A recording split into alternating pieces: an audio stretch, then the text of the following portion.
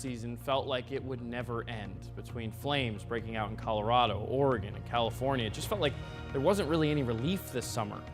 And that is not an exaggeration. This year, there were more wildfires in California and Arizona, and they're covering more ground. Arizona wildfires in 2020 burned more than in 2018 and 2019 combined.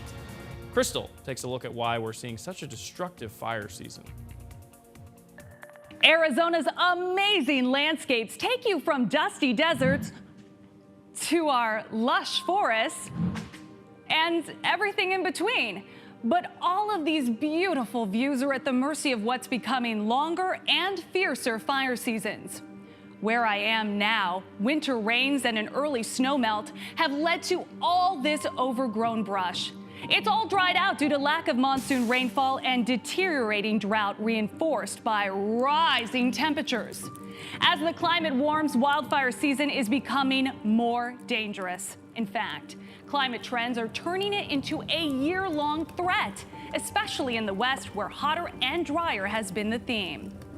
Recent research found that in federal forest lands in the West, large wildfires are now 5 times more frequent and burn areas 10 times bigger than in the past.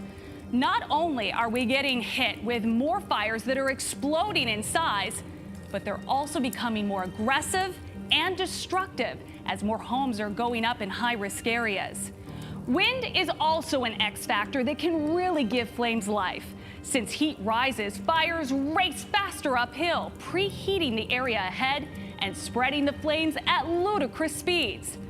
Firestorms can consume up to a football field every second, with temps reaching up to 1,500 degrees.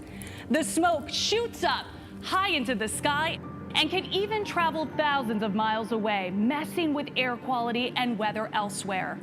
Smoke is loaded with toxic pollutants dangerous to our health.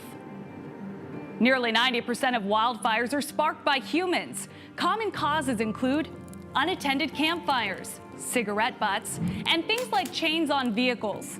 So we need to do our part. Beyond that, other solutions include thinning overgrown forests, restrict building in high-risk fire zones, and reduce our carbon footprint.